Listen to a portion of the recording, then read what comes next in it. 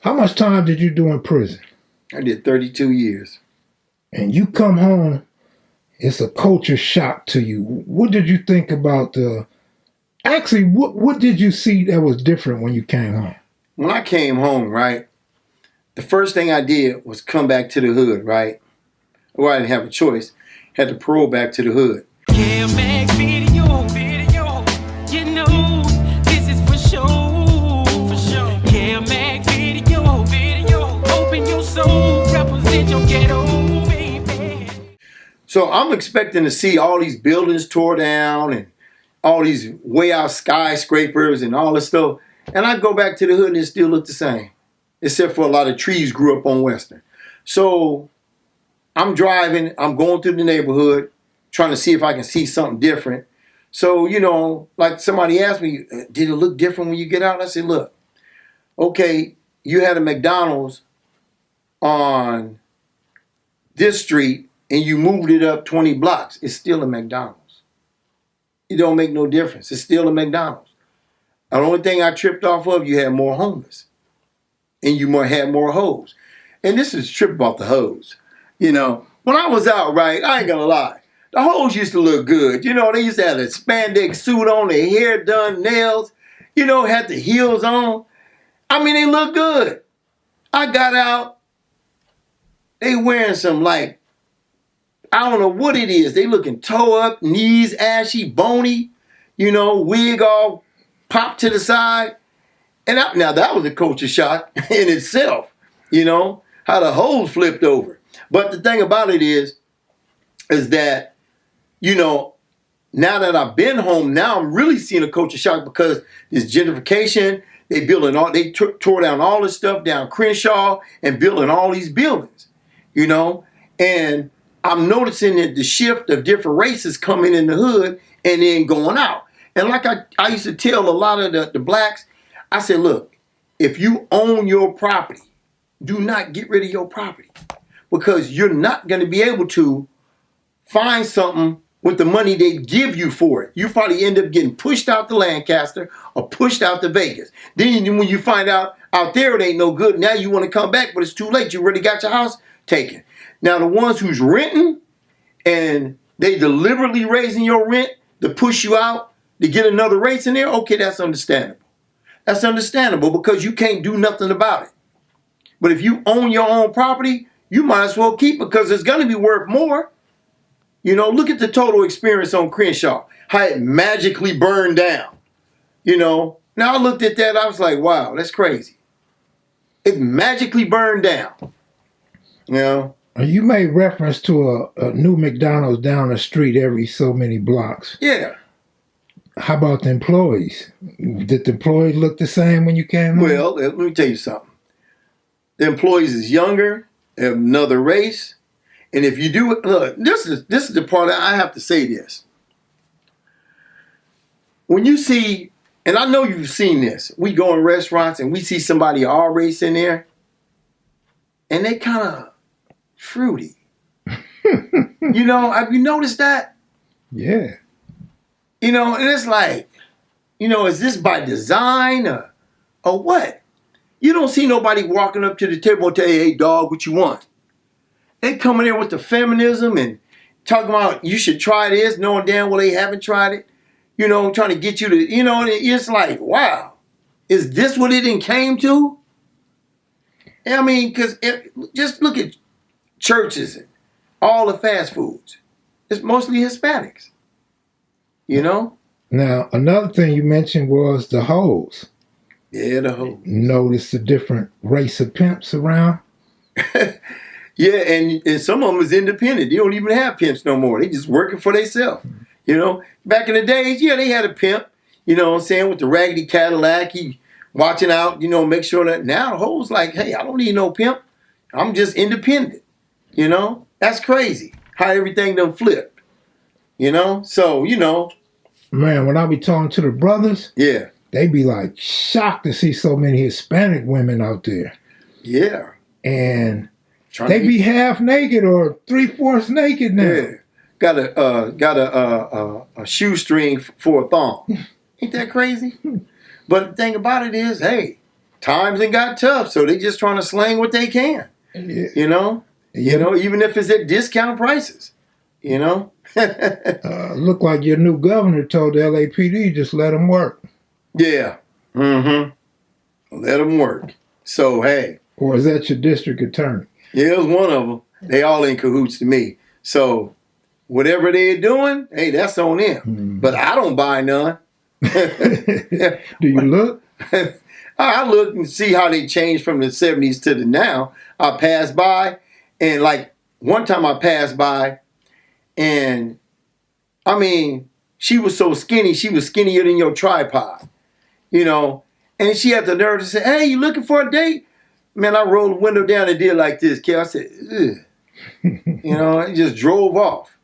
So when you said, you know how raggedy they look now, you know crack, shit changed when the crack came out. Oh, yeah, it sure did. Crack, look, let me tell you something. Before crack came out, hoes looked like movie stars. Crack came out, man, they look like the Night of the Living Dead. Yeah. I mean, straight zombies. Now, who in the hell would want somebody's lips on them that just sucked off a pipe, just sucked off somebody, and now they want to suck you? Now you in the clinic with your stuff swole up like one of them old-fashioned bolognas they buy in the store. That on a big roll. You toe up, you know. But that's what I'm saying. That's why I never mess with no hoes. You know? Didn't need to. That you had a different look at women when it was just powder and pills. Oh, man, you sure did. Let me tell you something. The women I grew up with, they were beautiful, especially at Crenshaw. You know, had their own hair. They didn't really need no makeup, put a little lip gloss on. That's it. They didn't have them push brooms glued to their face. You know, they looked beautiful, had bodies and everything, right? But when that crack came out, there's some that I've seen I never would have recognized. Never would have recognized. I had to like go in a yearbook, and they said, that's her. I said, man, you lying, man. Is this April Fool's? You just lying. You know, but it wasn't. It was them. And I was like, damn, why would you sit around and look at the next person on drugs, right? This is what I didn't understand about drugs. Because I never did drugs in my life. I never drank coffee. I never smoked a cigarette. I never smoked weed. You know, no alcohol, nothing. How you stay up late in prison? Stay up late? With no coffee? Oh, no. See, when you up in prison, especially if you got a cell phone, yeah, you up all night talking, you know. But I do drink tea. But, you know, back then, you know, when you're in the joint, right, you really ain't got nothing to do. It's not like you wearing yourself out during the day and then you're going to come home to the cell and then go get a good night's sleep. You ain't doing nothing in there. Probably working in the kitchen or sweeping the floor, pushing a broom, you know, so you up all night. See, back then, when I came in, they didn't have no flat screens. They didn't have no DVD, CD players. They didn't have none of that. We had the straight up box TV, black and white, called a Gold Star. And everybody is looking at this that's my age that went to the joint. They know what a Gold Star is. It was a cheap $89 black and white TV. But it's like this. When you in there, that's your only little interest to the outside world, the news, whatever, you know, entertainment. So when the cell phone era came along, right, man, let me tell you something. That was like having 1 foot out and 1 foot in. Because now you're able to contact everybody. You're able to video chat. You're able to just speak freely, you know, without the tower listening to your phone or somebody tapping you on the shoulder talking about, hey, phone check, homie, you're going over 1 minute, 2 minutes into my time. You know, so you was able to just chat, get in touch with people that you never heard from a long time. You know, then when the Facebook era came out, you was able to really reach out, right? So I'm gonna tell you something. The cell phone was a curse, but it was a blessing at the same time because you made money. Somebody told me one time, they said, look, pretty, when you got a cell phone, you can make money. And I understood what they meant. You can make money. You know, you're doing your business. Nobody can interrupt. You don't have to worry about getting cracked or doing codes and all this. You just on hey, homie, drop this off, do this, and do this, right? And then, like I said, the only problem getting caught up with the cell phone when you got a girl. Now we going back to your girl again. Now you got a cell phone. Your girl tripping. So you all of a sudden you on the prison phone and it cuts off at 9 o'clock. So your girl, you call her up, the phone won't pick up. So you ask your homeboy, hey, look, homie, check this out. Let me use your phone, man, just for a few minutes. All right, slide in the door. He wait till like about 10. Call, girl pick up the phone, music blaring in the background. She said, who's this? Who the hell you think it is? What's this music? See, that's back to what I was talking about earlier, right? And he threatening the girl. So all of a sudden, she calls the institution.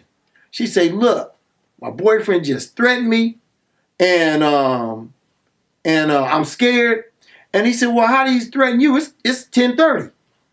Well, he got a cell phone. Oh, you do? Well, look, just keep him on the phone until we get to the cell.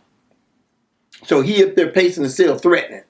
When I get out, I'm going to bust you in the mouth. Ooh, whoever you with, I'm going to knock them down too. So all of a sudden, the door come open. Now you trying to run to the toilet to flush that phone, but they got you already. So now, you already knew your girl turned you in. Now you done messed off your homeboy phone. Now he wants to get paid. Hey man, check this out, homie. You got to pay for that phone. You're going to have to come up with something. That's why I don't let nobody use my horn. You know what I'm saying? You ain't using my horn to argue with no girl, and then they run and take my phone, and then you talking about you don't have no money to pay for it. I don't play that. In closing, do you have anything to say to my audience? Oh, yeah. In closing, I'm going to tell y'all once, and I'm going to tell y'all like I'll tell y'all again.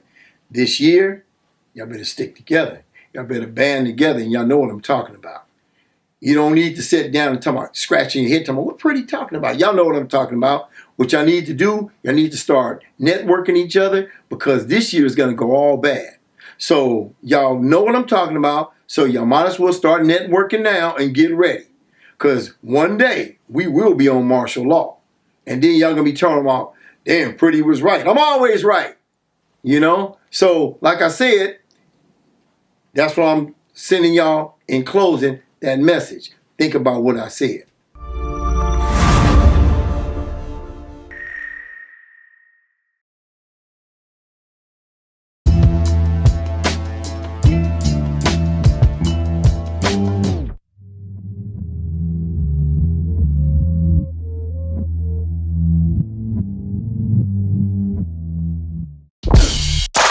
This is Los Angeles.